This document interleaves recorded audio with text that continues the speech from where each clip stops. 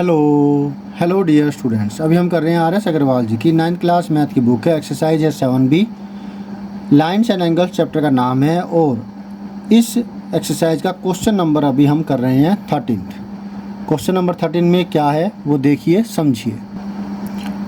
तो क्वेश्चन में दिया है इन द गिवन फिगर, जो आपके सामने फिगर है उसमें 3 lines A B C D and E F intersect at a point O such that angle A O equal to 35 degree and angle B O D equal to 40 degree. यहाँ पर ए B C D और E F तीनों ही एक point ओ पर काट रहे हैं और इस प्रकार से काट रहे हैं कि ये वाला एंगल ई ओ ए या ए ओ ई कह सकते हैं, ये 35 डिग्री है और बी ओ डी ये एंगल 40 डिग्री है।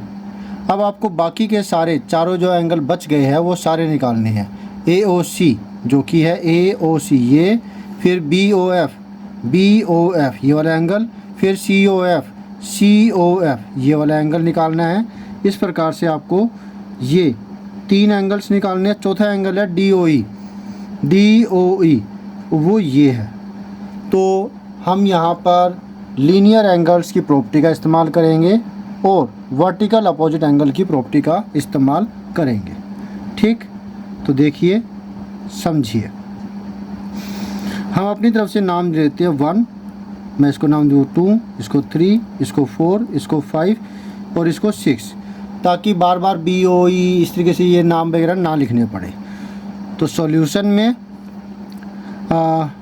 आप देखेंगे कि ये वाली जो है और ये वाली है, ये दोनों लाइनें स्ट्रेट, तो जिस वजह से जो ये वाला एंगल इस वाले एंगल के बराबर होगा। ठीक, चाहे तो आप लिख दीजिए लाइनों के नाम A B and C D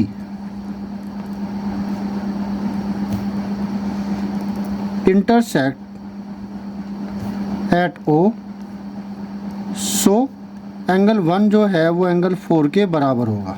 ये दोनों एंगल्स बराबर होंगे, क्रॉस बना रहे हैं तो ये दोनों एंगल्स बराबर होंगे। क्यों? वर्टिकल अपोजिट एंगल, और एंगल 4 तो 40 डिग्री गिवन है, तो एंगल 1 40 डिग्री हो गया। बाद में हम इसको लिख देंगे जो 3 अल्फ़ाबेट से इनके नाम। अभी फ़िलहाल इनसे काम चलाते हैं।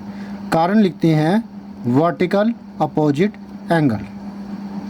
फुल फॉर्म लिखना चाहो तो वर्टिकली भी लिख देते हैं, वर्टिकल भी लिख देते हैं, वर्टिकली अपोजिट एंगल्स। ठीक है, चलिए इतना हो गया। इसके बाद इसी प्रकार से सिमिलरली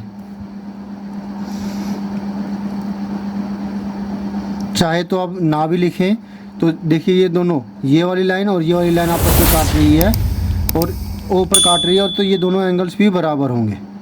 और ये एंगल 6 तो 35 दे रखा है, तो एंगल 3 भी 35 होगा। Angle 3 is equal to angle 6 is equal to 35 degree. ये भी वर्टिकल अपोजिट एंगल। ठीक, तो 2 एंगल मिल गए। अब next, because A O B is a straight line, ये एक स्ट्रेट लाइन है। ओ पर ये और ये 1 2 और 3 एंगल्स बन रहे हैं। इन तीनों का जो जोड़ है वो होगा 183। गलत बोल दिया, 180 डिग्री, ये 3 से दिमाग में आ गया। कारण इसका लिखेंगे लीनियर एंगल्स, यहाँ पर आ जाएगा ये।